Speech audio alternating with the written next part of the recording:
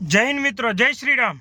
હવે મારે વાત કરવી છે કાલની એક ઘટનાની, જે રાજકોટ સિટી બસ જે ચલાવવામાં આવે છે અને કેકેવી હોલ પાસે જે બ્રિજની નીચે માસૂમ અને કેમ કે બાઇકમાં જયેલા કપલ અને ઘણા બધી લોકો 5-6 ગાડીઓ હડફેટે લીધી છે। જ્યાં મિત્રો સિટી બસની તમને વાત કરું તો રાજકોટમાં સિટી બસનો દિવસે ને દિવસે ત્રાસ વધતો જાય છે અને રોજ ને રોજ નવું કંઈક ને કંઈક લઈ આવે છે।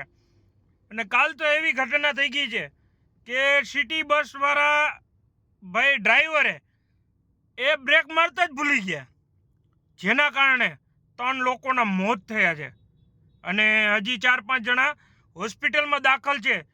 અને તમે સીસીટીવી પણ ઘણા બધી જોઈ શકો છો, બહાર પડ્યા છે। અને એટલી ગંભીર હદે દારૂ પી અને બ્રેક મારતા જ ભૂલી ગયો, 80-90ની સ્પીડ હતી, એટલી સ્પીડમાં એ લોકો બેટરીવાળી ગાડી હાકે છે। અને મને તો એ નથી ખબર પડતી, અમુકને તો લાયસન્સ નથી તો પણ સિટી બસ ચલાવે છે। હા મિત્રો, કેમ કે મેં 1-2 જણાના જોયેલા છે, ભાઈને પૂછેલું છે કે લાયસન્સ છે કે શું તમારે તો હાલતું હશે નહીં, કે બધું હાલે સેટિંગ, આપણે કોઈ પોલીસ વાળા કે નહીં। આવું મિત્રો સિટી બસ વાળા કહે છે। અને દિવસે ને દિવસે આ તો એક વધારે મેટર થઈ ગયો છે। 3 જણાનો જાનહાનિ થયું છે, 3 જણા મોત થઈ ગયા છે, બીજા જખમ છે, એટલે થોડુંક આ ઉગ્ર થયું છે। બાકી મિત્રો રોજ ને રોજ સિટી બસ વાળાનું રોજ ને રોજ ક્યાંક ને ક્યાંક એક્સિડન્ટ થાય છે, ઉલારી દે છે। જો તમે એને કંઈ કહેવામાં જાઓ છો તો તમારી સામે ધોકા કાઢે, છર્યું હોય છે। જ્યાં મિત્રો ઈ પોતે બસમાં સિટી બસની દાદાગીરી એટલી કે પોતે છરીઓને ધોકાને રાખે છે સાથે। અને જો ધોકા રાખે ને કોઈ પૂછે ને તો કે અમે ટાયર ખોલવા માટે રાખ્યો છે। અચ્છા, ટાયર ખોલવા માટે તમારે ધોકા રાખવા પડે છે, શું વાત છે? એટલે દિવસે દિવસે આ હું મારા ખુદના અનુભવ કહું છું મિત્રો। અને ઘણા બધી કોમેન્ટ કરજો રાજકોટના જેટલા છે એટલા, જેને જેને સિટી બસનો અનુભવ થયો છે। કેમ કે જરાક તમે સાઈડ કાપી અને એને ન જવા દીધો તો તમારી પાછળ હોર્ન મારીને દાદાગીરી કરીને ડ્રાઈવરને ક્લિન્ડર ઉતરી જાય છે તમને મારવા માટે। જેટલા ગુંડાપંથી કરે છે મિત્રો, તોય છતાં કોઈ કહેવામાં નથી આવતું।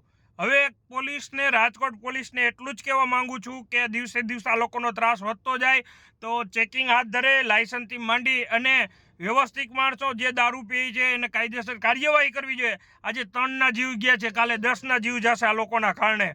અને દિવસે દિવસે રાજકોટમાં દારૂ મળે છે અને આ લોકો પી છે। તો મિત્રો મારે કહેવાનું એટલું જ છે કે તમને આવું કોઈ જાણવા મળે સિટી બસ દારૂ પીધેલી હાલતમાં, કે તરત તમે રાજકોટ જિલ્લા પોલીસને જાણ કરી શકો છો અને PCR બોલાવી અને તમે એને પકડાવી શકો છો। પણ નહીં મિત્રો, અત્યારે રાજકોટમાં સિટી બસનો એટલો ત્રાસ છે કે લોકો ડરે છે, એના વિશે કંઈ બોલતા ડરે છે। કેમ કે ગુંડા ભેગા કરી લે છે, બધા સિટી બસવાળા ભેગા થઈ અને જે આવ્યો હોય, બાપો હોય કે બે હોય, મારવાનું ચાલુ કરી દે છે।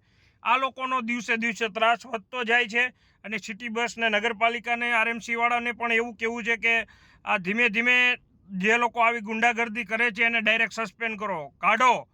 આ લુખાગીરી કરે છે એને કાઢો। આ દિવસે દિવસે ત્રાસ વધતો જાય મિત્રો। તો પ્લીઝ મારો વિડીયો જાતે શેર કરજો। અને આ મને પણ બહુ અફસોસ થયો છે આ લોકોને જે એક્સિડન્ટ થયું છે અને હિટ એન્ડ રનનો કેસ બન્યો છે અને ડ્રાઈવરને હજી પકડવામાં નથી આવ્યો। તો મિત્રો પ્લીઝ શેર કરજો વિડીયો, જેથી કરીને ન્યાય મળે આ લોકો માટે।